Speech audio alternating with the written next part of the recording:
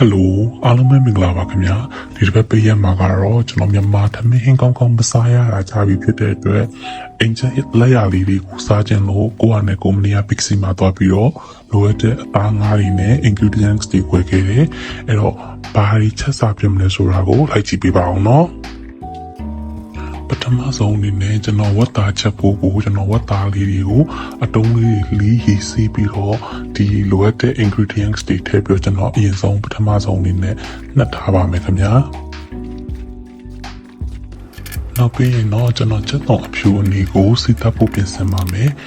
ကျွန်တော်ကချက်တော်အဖြူအနီကိုအများကြီးကြိတ်ပြီးတော့စီတက်ထားလေးရှိပါတယ်ဒါမှနောက်ရက်တွေကျွန်တော်ခင်းချက်စားခြင်းတဲ့အခါကျရင်လွယ်ကူကူနဲ့အစင်သစ်ချက်စားလို့ရအောင်ကျွန်တော်ကစီအများကြီးတက်ထားပါတယ်ဝယ်တာကလည်းကျွန်တော်အလိုပဲ Pixie ကနေပြီးတော့အခွန်တင်ပြီးသားဝယ်သုံးနေပေါ့နော်မလို့လဲဆိုအများကြီးခွန်တင်ရမှာပြင်းတဲ့အတွက်ပါOkay ဒီတော့ကပထမဆုံးအနေနဲ့ကျွန်တော်ဒီအဖြူအနီကိုစိတ်သက်ဖို့စားပြီးတော့လုပ်ပါမယ်အဲ့တော့အရင်ဆုံးစီဆူလာရင်စနုံးမုံလေးထည့်ပြီးတော့အဖြူအနီကိုနည်းနည်းချင်းစီထည့်ပြီးဒီအဝါရောင်တန်းလာသည့်အထိပေါ့နော်ဒီရွှေညိုရောင်တန်းလာသည့်အထိကျွန်တော်စိတ်သက်ပါမယ်အကုန်လုံးပြီးသွားပြီဆိုရင်ဒီစိတ်သက်ထားတဲ့အနှစ်တွေကိုအေးခံပြီးတော့ရေခက်သက်ထားတဲ့မှာကျွန်တော်ထည့်ပြီးတော့တင်ထားပါမယ်ပထမဆုံးဟင်းမွေးနေနဲ့ကျွန်တော်ချက်သားမဆလာစားခြင်းတွေတော်တော်ကြာပြီဖြစ်တဲ့အတွက်ချက်သားမဆလာ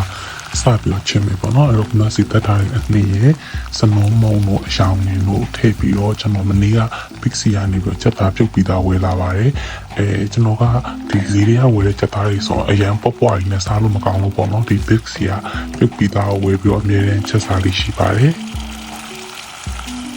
Okay လိုအပ်တဲ့ဒီအသားမုံလေးအရသာတွေထည့်ပြီးသွားပြီဆိုတဲ့အခါကျရင်ကျွန်တော်ရေတက်ပြီးတော့အုပ်ပါမယ်ပေါ့နော်အဲ့ဒီအချိန်တော့တွင်းမှာပဲကျွန်တော်ဝတ်သားအာလူချက်ဖို့အတွက်ကျွန်တော်ပြင်ဆင်ပါမယ်Okay ချက်သားကအခုဆိုရင်ချက်သွားပြီပေါ့နော်စီပြန်ပြီဆိုတဲ့အခါကျရင်ကျွန်တော်မဆလာမုံလေးထည့်ပြီးတော့ခဏလေးအုပ်ထားပါမယ်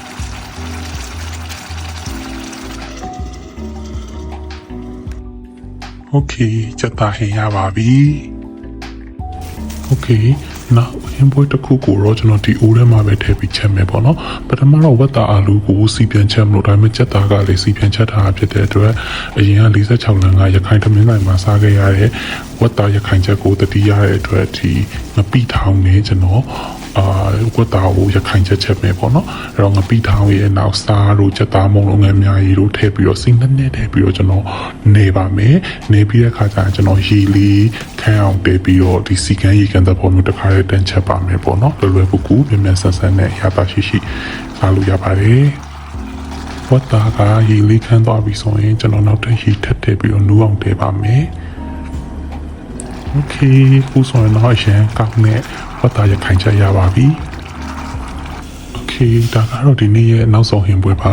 ရွှေပစုံကဝယ်ထားတဲ့ငပိအထုပ်ကိုကျွန်တော်မနေ့ကဝယ်လာတဲ့ပစုံနဲ့ရောပြီးကြိုပါမယ်ဒါပြီးရင်တော့မနေ့ကဝယ်ထားတဲ့အရှိတောင်းနဲ့ထမင်းစားလို့ရပါပြီမိပြီးကျွန်တော်2ရက်3ရက်တော့စားလို့ရမှာပေါ့နော်အရင်အနံ့အရသာနဲ့ပြည်ဆုံးပြီးတော့အရင်စားလို့ကောင်းတဲ့ဟင်ပွဲတွေနဲ့ဒီတစ်ပတ် weekend ကတော့ကျွန်တော်တို့အရန်ကို enjoy ဖြစ်ဖို့ကောင်းပါတယ် Okay နောက်ဗီဒီယိုတွေမှာပြန်လည်ပြီးတော့တွေ့ဆုံပါမယ်ခင်ဗျာအားလုံးကိုကျေးဇူးတင်ပါတယ်